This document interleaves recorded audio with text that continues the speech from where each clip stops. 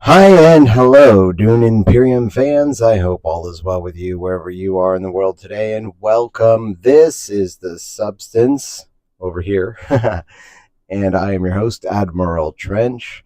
I know I haven't been playing Dune Imperium nearly as much as I used to, and I do plan to get back on board with that game.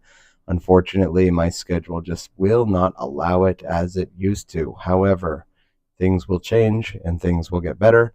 I will get back to it. I'm still closely tied to the community, keeping my eye on what's going on, playing the game when I can, um, and practicing and having fun with it.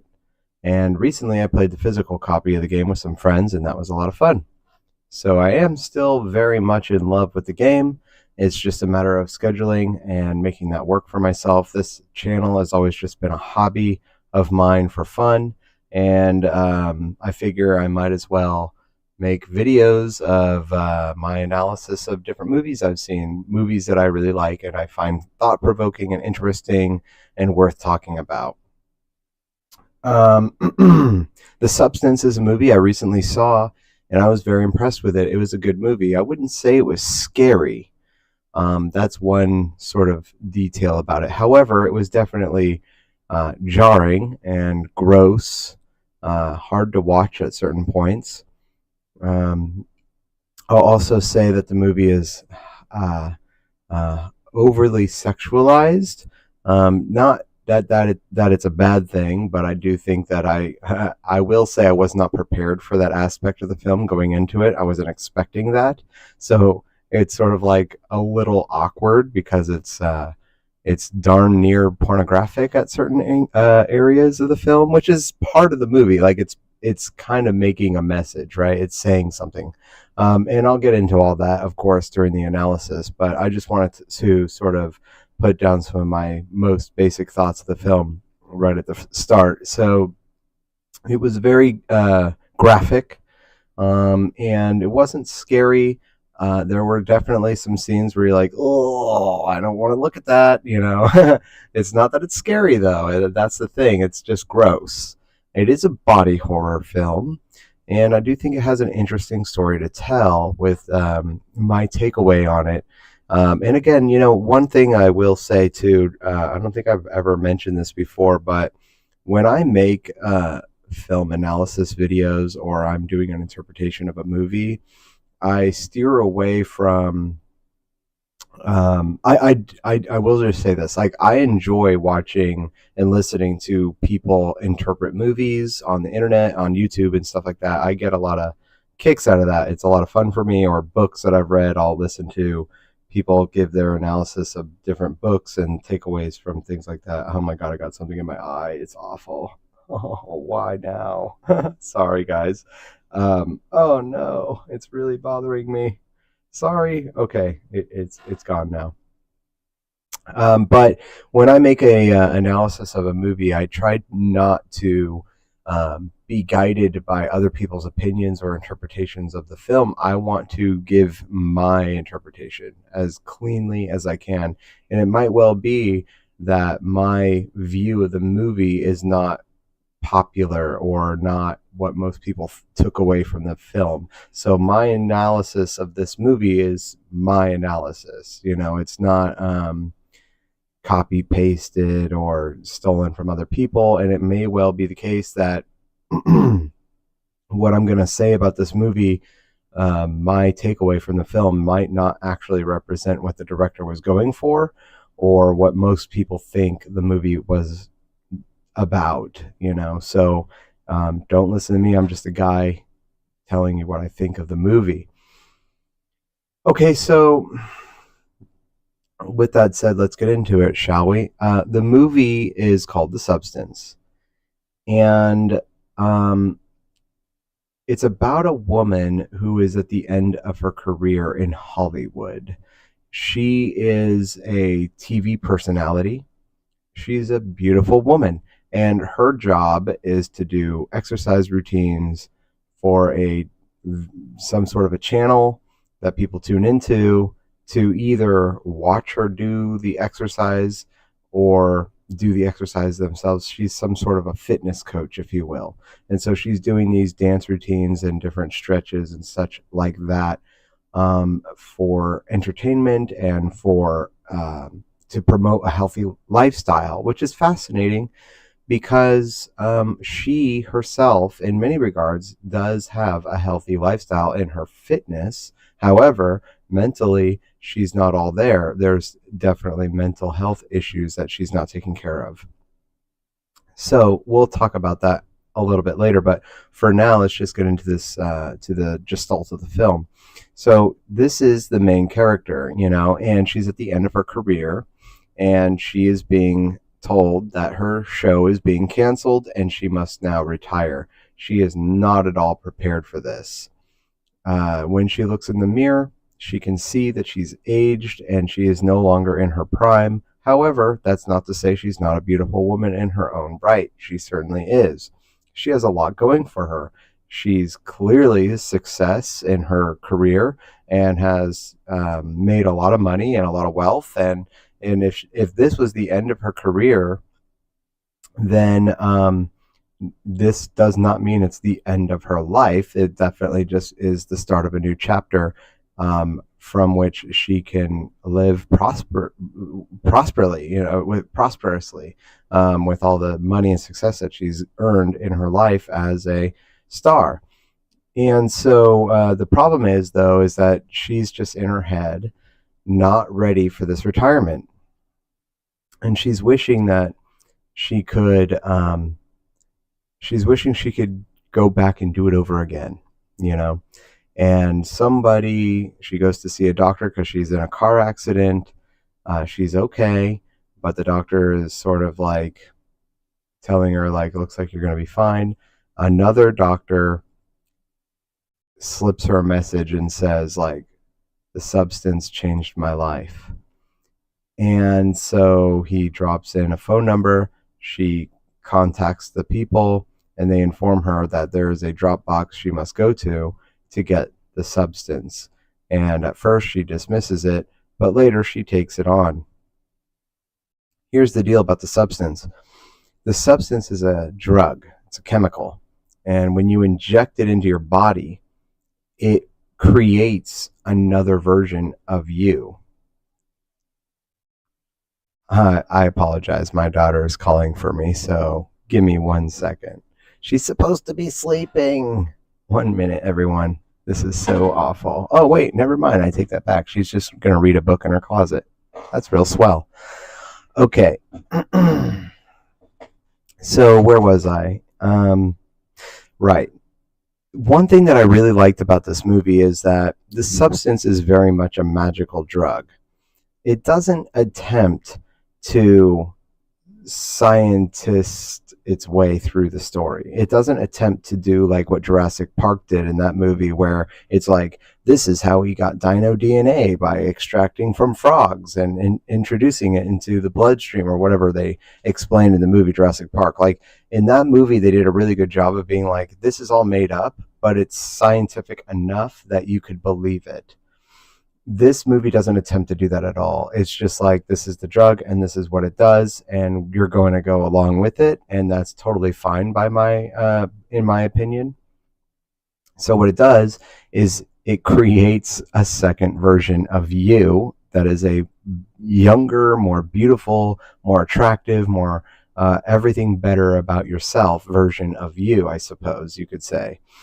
And the way that it works is that the second version of you, it's sort of like the movie puts forward the imagery of an egg. It constantly is using this motif of an egg.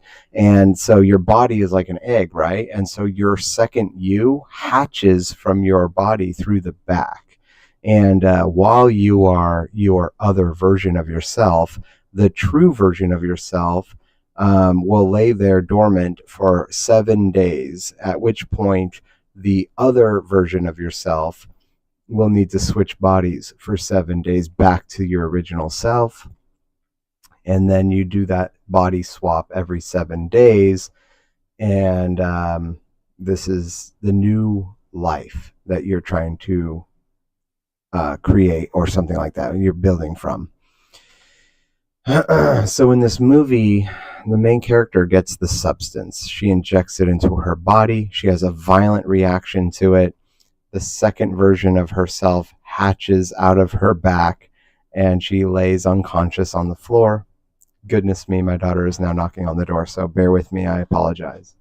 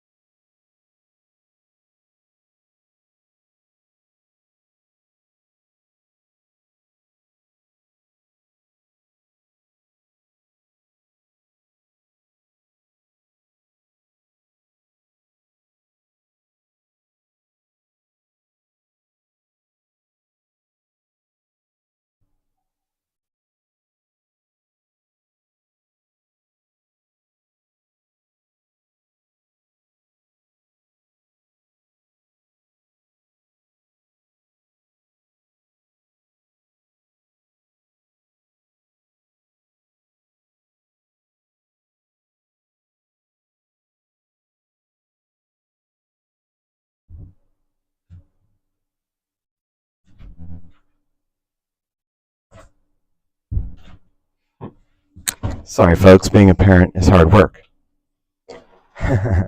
My daughter's supposed to be sleeping, but I said she could read books in her closet. I can see that she's getting really tired too. Sorry, everyone, that's awful. I feel terrible about that, but let's get on with it, shall we? Um, so the main character, she now has her second self, roaming the world and taking the world by storm. She goes right back into the industry where she came from, and she's a huge success. She's younger looking, more beautiful looking, more charismatic, more sure of herself. And her new identity, she goes by the name of Sue. I wish I could remember the main character's real name in the movie, and I apologize for that. But the point is that this new Sue character, um, it's something Sparkle. Gosh, the main character's name is like something. I can't remember. Something Sparkle. We'll just call her Sparkle, okay? But the new character, her name is Sue. It's her alter ego, and she is taking the world by storm. She's successful in everything that she does, and her show is a little bit more sexualized than her original show from the previous self. Um, and so as she's becoming more successful, she explains, like, every 7 days I have to leave to take care of my mother. She makes up a lie. And really what's happening is she's going back to her apartment, switching bodies for 7 days, and then switching back and forth that way, and then going back to work every 7 days as her alter ego, Sue. The problem is that as the movie progresses forward, Sue begins wanting to take more time for herself. So she starts injecting more of this chemical into her body, this substance, to lengthen this time frame. And every time she does that, it actually damages the body of the original body, and to the point where so much time is taken away that the original body is basically like becomes this decrepit, decaying monster looking thing. This very old, almost goblin-esque looking creature. And so she's like distraught because her real body, her real self, is totally damaged beyond repair. And she also simultaneously is wrestling with this through the course of the film because she wants it to stop because of this abuse that she's taking from the Sue character. But also she can't let it stop because this other character is the only way she feels some sort of satisfaction in her life, the sense of being loved by the adoring fans and all the fanfare that goes with fame. And so the movie wraps with this scene where the main character injects the substance into their body more than one time. Like the alter ego injects it into themselves, and it creates like a third entity. And that third entity is like this horrific creature that doesn't look human at all. It's like a monster, basically. And so the character eventually dies. Now, I'm doing a terrible job describing the film. Doesn't matter. You should watch it for yourself and then get what you get out of my analysis if you think there's any substance to it. Anyways, so that's the story. Okay, now what I really think that this movie is trying to put forward is this. At first, my thoughts were like this: it's a body horror. I thought of body dysmorphia. Okay, body dysmorphia is in colloquial understandings, like popular conception of what that is, at least as I think of it, is like there's usually it's like a young woman who looks in the mirror and they think that they're severely overweight, and they're actually not severely overweight. They're likely underweight, if anything, but when they look in the mirror, they just think that they look huge, and they want to stop. They want to stop eating all the time, so they stop eating. They become malnourished to the point of anorexia in some cases, to the point where their bodies are like almost skeleton-esque.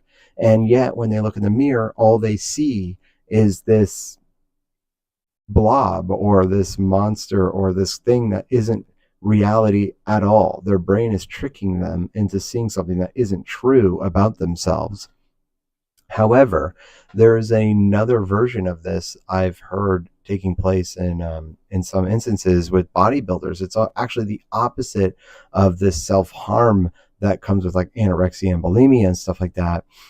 With body dysmorphia is with bodybuilders, because when a bodybuilder is working out and building strength and getting these muscles, when they look in the mirror, anyone else in the world sees these people as, equivalent to like Arnold Schwarzenegger in his prime.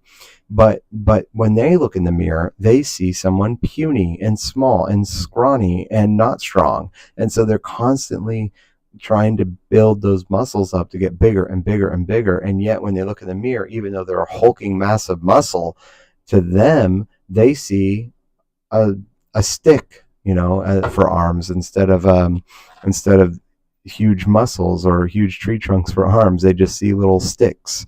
And so they're just constantly trying to build that. So their brain is tricking them into seeing something that's not real. And so they become hyper fixated on it, and they're constantly trying to feed into it. And anyways, the reason why I bring this up is because I see that in this movie, the main character, there's really nothing wrong with them. They're perfectly beautiful. They're perfectly successful. And personality-wise, there's seemingly really nothing wrong with them. They could go on and live a great life. But They're hyper fixated on this flaw that they have, that they can only see the flaws of themselves. And it even goes into and says in the movie that the main character hates herself. And so this alter ego is a sort of way for her to have a semblance of love, that semblance of love that she is yearning for and wanting, that feeling of love. And she can only get it through fame and success. People adoring her for her beauty, but really that beauty isn't real, because that's just what you see on the camera. But in real life, there's mental health issues going on, and it's really ugly underneath the surface. Now, it's worth mentioning too that the substance is a poison. I know this because when the person injects it into their body, they throw up the substance. Like they literally throw up onto the floor, and it's all this green stuff, all the chemicals of the poison. And so that right away tells me, oh, this is a poison that they're injecting into their body, which is not good. And so that's worth taking note of as well. And not only that, but, you know, they, through the course of the movie, the main character is contacting the supplier, and they keep saying, respect the balance every 7 days. If you just do the balance correctly, nothing will go wrong. Well, that's just it, right? Without the substance, everybody, you would hope a healthy individual would respect the balance of their own selves, you know, the self that you are presenting to the world, and then your inner self as well, the one that you got to live with all the time. So respect the balance. You don't need a substance for that. But in this movie, the main character does. And she doesn't actually respect the balance at all. She's abusing the balance. And it's harming her. It's self-harm. Just like people who are struggling with bulimia and anorexia and all the other things that go along with that. And so I find that fascinating, because the movie puts forward this egg motif that I mentioned before. An egg is symbolic of life. You know, it's like you're hatching an egg. It's like that's something is being born. And so in a certain sense, like the fact that the main character is retiring, that is sort of in a certain way the end of one chapter of her life and the beginning of a new chapter. And this is a perfect opportunity for her to develop that new self that she wants to become in her retirement. Her old self, that Hollywood character, that person that is in front of the camera all the time on TV, that's a persona. That's not real. That's just what she did for a living. But now she can focus on herself. And so this is a time, in a certain way, for that new egg, an egg to hatch, if you will, and she could live a new life as herself, as her true self. But she hates her true self, and she wants to go back to this false self that's not even real. And so another thing that I think is worth mentioning here too is the movie is kind of also putting forward a secondary narrative, one about Hollywood, actually, because there's the channel's producer or director or the person in charge of running the show. Every time they put him in front of the camera, every time this character is on screen, they show him eating or smoking a cigarette, doing something toxic, doing something grotesque and ugly and nasty, and he's not a good character. Every time he interacts with other people, he's gross, he's insulting, and he's it's almost like when he's eating food, it's very much like mukbang videos where you see people just like slurping down food, and it's just like, oh, that's like gross. You don't even want to watch it. But the way he's eating, it's just like the movie is clearly portraying something here. It's very obvious to me that this is sending a message. The message I'm getting out of it is that this person is devouring things in a grotesque sort of way and is gaining sustenance from it. And this is his life force, is by taking and taking and taking from other people. He's exploiting people for a living, and that's also shown too. The way that they show how the when Sue, the alter ego, goes in to try out for this new show that she's going to be starting. They have, a list of people, candidates, if you will, coming in to try out for the show. And so this shows me, at least, that the predators, they have a certain way of sniffing out their prey. They're not going to just take any person off the street. It's not just about looking good and being capable of doing the moves. They are looking for the person that they can exploit, the type of person who is willing to be exploited and abused and taken advantage of, maybe willingly or unknowingly. Regardless of that, they are looking for the right type of person for this job. Sue is the perfect candidate because her mental health is so screwed up. She's happy to take this job and be exploited. And so the director of the channel, I see him as sort of like a vampire character. And he is sucking the life force out of the entertainers, the people that we watch on TV, for his own nourishment and also his success. And it's very exploitative and gross, is what I'm getting from the film. Second to that, I also want to kind of talk about commercialism, because whenever I watch a television commercial, a few things come to mind. Commercials show you an idealistic version of life. It's not real life, not even close. But if you've noticed, is something I've noticed, people in television commercials are usually dressed in super nice clothes. They are usually upper middle class, if not upper class. They usually have the best looking cars, the best looking clothes, the best looking physique and face, and they're beautiful people. And every time they're presenting, like, try on these new pants or buy this new makeup product, it's always presented in such a way where everything is beautiful and pristine. But that's not at all what real life is like, and everybody knows that. But yet when you watch television or you watch a commercial, they're trying to sell you this idea of what life could be like if you had our product. Similarly to that, the character of this movie is just a face of beauty. What could life be like if you do the exercise routines, if you just do the work? You could look beautiful too.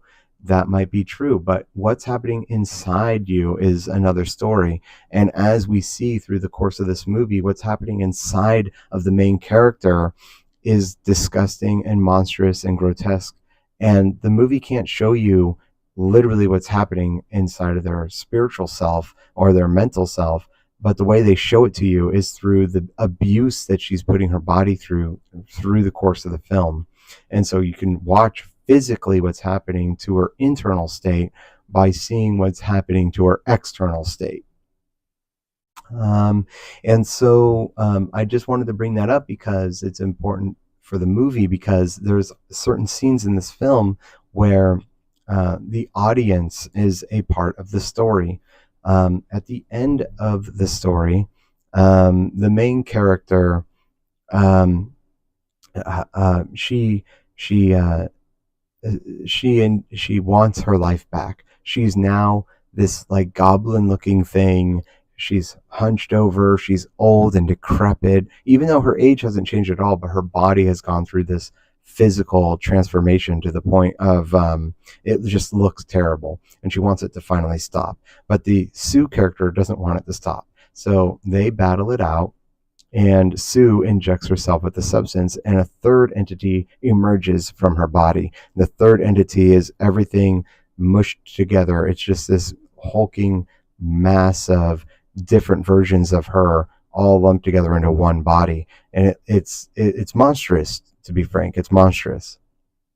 And she is going to now go do a New Year's Eve presentation in front of a live audience for the whole world to see and for the theater to watch. And she comes out on stage as her monstrous self, and the audience is shocked and appalled by what they are looking at, because what they are seeing is in a physical sense, everything that she is in an internal sense.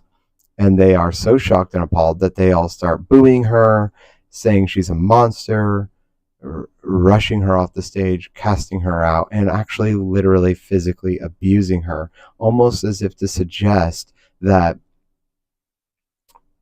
this is the reality of real life is disgusting and we hate it violently, so much so that we actually want to destroy it. We want to pretend, we want to live in the fairy tale. We want to live in the false reality of television. We don't want to see reality for what it really is. And so when she's cast out, the audience has shunned her so hard that she's cast out. She leaves, and she's now crawling on the floor as this, she's decaying now she's dying, basically. She's decaying. And she crawls to her, what would have been her Hollywood star on the Walk of Fame, and her this lump of flesh and her face is there, and she's looking up at the stars, and she literally dissolves into dust on her own star. Elizabeth Sparkle, I think, is her name. And so it shows that her star has decayed as well over time. There's like cracks in it and stuff like that. So it's symbolic of time. And then obviously, like at the start of the movie, it starts with them putting the star into the ground and everybody cheering and clapping at how wonderful this moment is. But then at the end of the movie, there's cracks in the star, and it's almost as if she never existed. She's just poof, gone with the wind, right? And so it's all very superficial. So much pain and anguish for virtually nothing. And so, well, let's see here. I kind of went through my notes and talked about the story, but I really just think that the movie is trying to send several messages. First and foremost, take care of your mental health. If your internal self doesn't reflect your external self, or vice versa, respect the balance, right? Respect the balance. You don't need a substance. You don't need these things that commercialism is going to sell you, these things that these mystery men on the phone are trying to tell you have to buy to be a better version of you. What if you could do this? What if you could buy the car? What if you could buy the pants? What if you could buy the makeup or the drug or whatever it is that you think that you need to fill that empty hole in yourself? You think that buying these material things are going to make you feel whole, but they're not. You're just neglecting that internal self, that person that's inside of you that you need to actually be loving more than your external self, if that is something that you're lacking. Respect the balance. You can do both. You just have to make sure you respect the balance. You don't need a drug. You don't need the new pair of pants. You don't need the new car. You don't need to feed into the commercialism. And doing that, by the way, by buying into these things, you are feeding into the type of people that are running the show. This guy who's eating all this disgusting food and being seen smoking cigarettes and abusing the people around him. Those are the people who are exploiting the mentally ill, basically, because what we're watching is this woman with mental illness. She's wrestling with mental illness. Nobody in the world around her knows or cares that she has mental illness. But they're happy to use her to get what they need from her. And she will be dumped and thrown aside as soon as they're done with her, like yesterday's newspaper. So I think that's basically the story, And I thought it was a good movie. Overall, it was a good movie. I didn't think it was scary. So shocking, yes. Hard to watch, yes. I'm a little squeamish around needles. There's a lot of that. And also I mentioned too that there's a lot of hypersexualization in the movie, which, as I said before, there's a degree of commercialism. I think there's a message about commercialism in the film that, everything's hypersexualized. So that's a dynamic too. And so I think that the sexualization of the camera angles are purposeful to make that point. It's like I said, it's like darn near pornographic in certain angles, the way that the camera is capturing these scenes. It's presenting a kind of pornography, okay? I think that's what it's trying to say, at least. And yeah, so the movie is really quite good. It was, I think, kind of